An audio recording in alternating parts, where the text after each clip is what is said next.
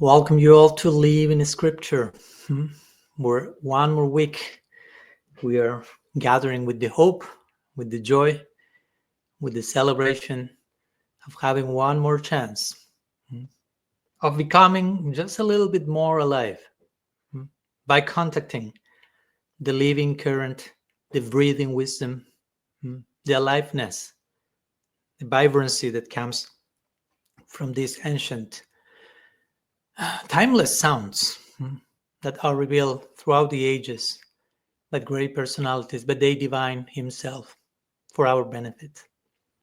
So every week we are gathering and trying to reflect, trying to see how messages that were revealed centuries, millennia ago still play out, still remain relevant, still speak to us, probably with more relevance than ever.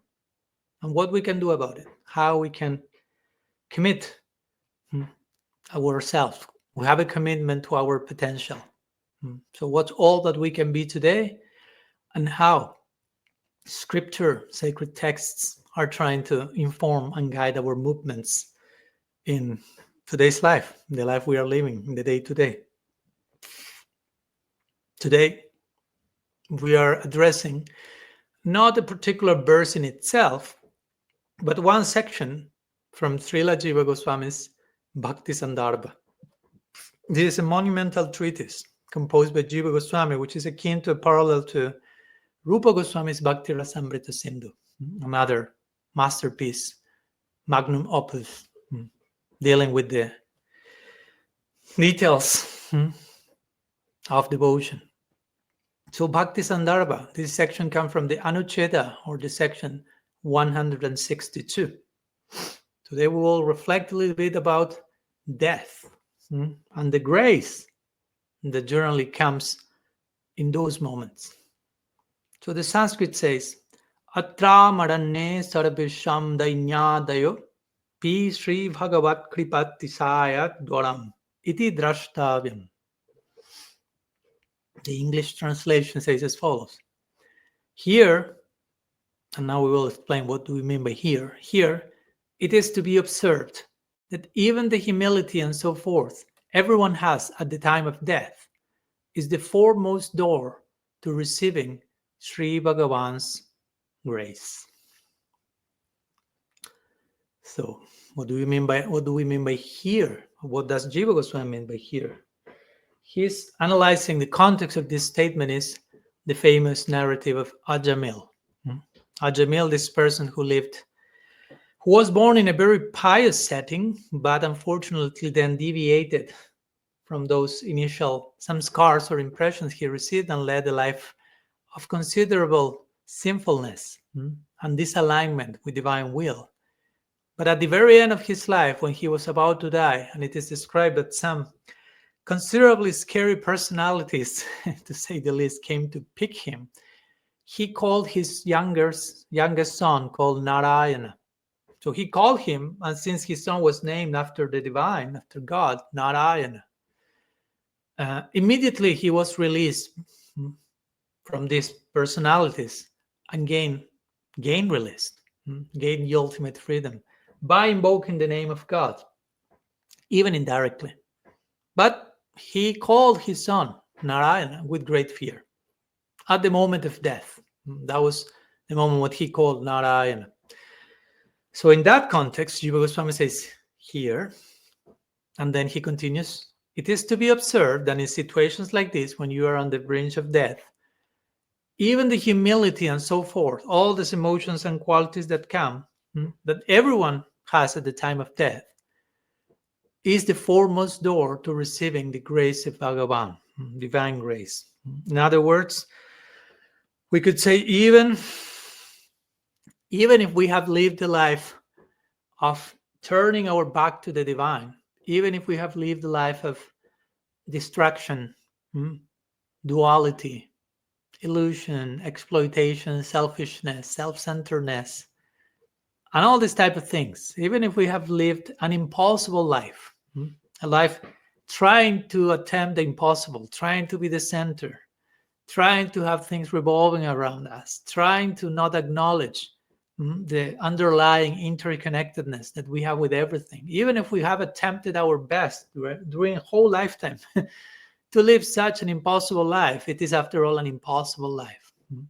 So even if for one reason or another we have not been that concerned with who we are, with our real identity, with our real interest, with the ultimate concern in Paul Tillich's terms, God as the ultimate concern. We have not been ultimately concerned, still we are given a chance at the very end of this journey in this lifetime. At the very end, when we're about to breathe our last breath, of course, there will be fear will come. Forced vulnerability will come probably. The whole structure will collapse. The whole system will fail us. And we will realize in one way or another, hopefully, that we need shelter and that we are not our own shelter. We cannot give shelter to ourselves, especially in a situation like that. So there must be a shelter that is something that is bigger than myself. Let's put it that way. So a moment like death, with the physical body failing, memories failing, everything is collapsing, so forth, especially if we have lived the whole life identify with those as our ultimate identity, and we have had not much of a direct contact with who we actually are as an Atma. Fear, humility, vulnerability, fragility, all this messiness, if you will come to assist us. So we can open ourselves, we can acknowledge, I'm in need. I need shelter. I need mercy. I need grace. And if that's the case, like it was the case with Ajamil, that's enough. Even this may sound exaggerated, but it's reality. God's grace is exaggerated in the good sense of the term. It is too much. So even if someone lives a whole life of destruction and for some reason at the very end of your life you're able to sincerely, honestly beg for mercy with genuine humility, that mercy will be there. That shelter will be there. And that will make up for a whole lifetime of distraction. And of course, we are not saying that to mean, okay, then I can live my whole life distracted. And at the very last, my last breath, I call Narayana, and that's it. No, we don't have the warranty that we will do so. And better not to risk. And not only better not to risk, which is a form of gambling, but the whole idea here is like kaimutya nyaya. If this is like that, what if I live my whole life trying to receive God's grace? Why to wait till the last breath?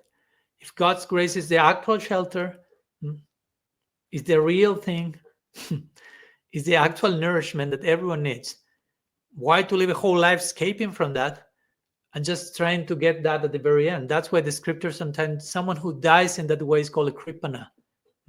Someone who is miser to oneself to begin with. I'm not given the chance of receiving the real gift, the real shelter, the real nourishment on a day-to-day basis.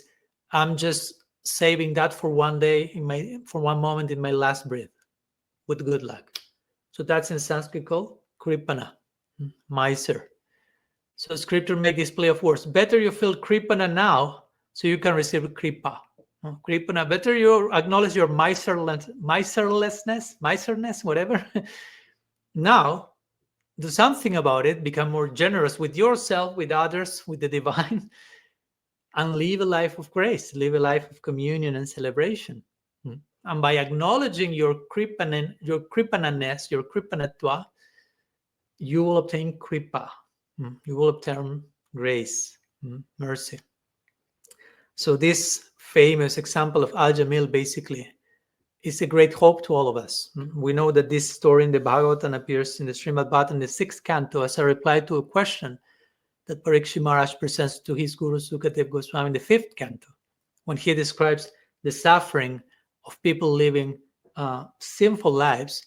He said, is there any way to counteract this so we can not have to suffer that?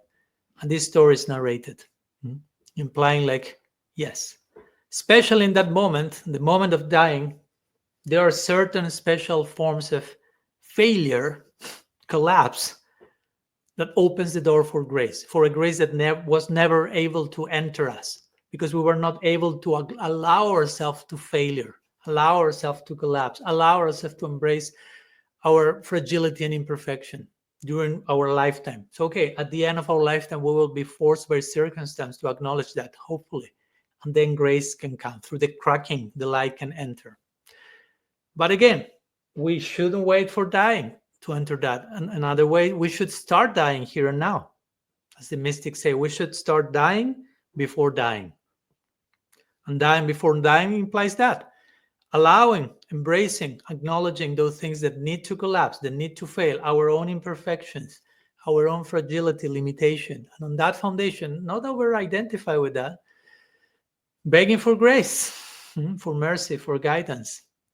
And dying to what needs to die, not dying to our false self, dying to our tendency to put masks, to put makeup on the imperfection, to cover the wound, the cracking, and instead embracing the wound, be healed through the wound, be wounded healers. And from that perspective, allow grace to enter. Allow grace to enter. Allow mercy in our lives. So this is basically the message here that Jiva Gosvāmī is trying to make. Highlighting the grace of Bhagavan, who is trying to give us mercy all throughout our lives. But if we are that expert, so to say, in avoiding divine grace, at the very last end of our lifetime, there will be a special chance for him, for the divine, to pour grace on us in the form of dying. Again, for many people, dying is the least expected moment, the less desired moment. But for one who is living his life already dying on a daily basis, embracing what needs to die and releasing that, dying becomes a very special portal of grace. Because in that moment, again, we are, by circumstance, invited to let go, to engage in the final act of surrender. Death, quote unquote death. Again, the Atma is eternal. But leaving this vehicle to access a new vehicle to continue our journey further and further into transcendence. As we can offer our lives in service to the divine, we should live in such a way that we can offer our death in service to the divine. That living in service to God, dying in service to God. So how will that look like? How my death can become service, seva. How to die as a form of seva. That's something we have to ask and answer and solve in the day-to-day while we are in this body. So some thoughts on this very interesting line from Sri Bhakti Sandarbha. And as usual, I invite you to share your own thoughts and reflections on this topic of death and grace and dying before dying. Please drop your comments and enrich our interaction and ongoing conversation. And see you next week for our next meeting of Living Scripture.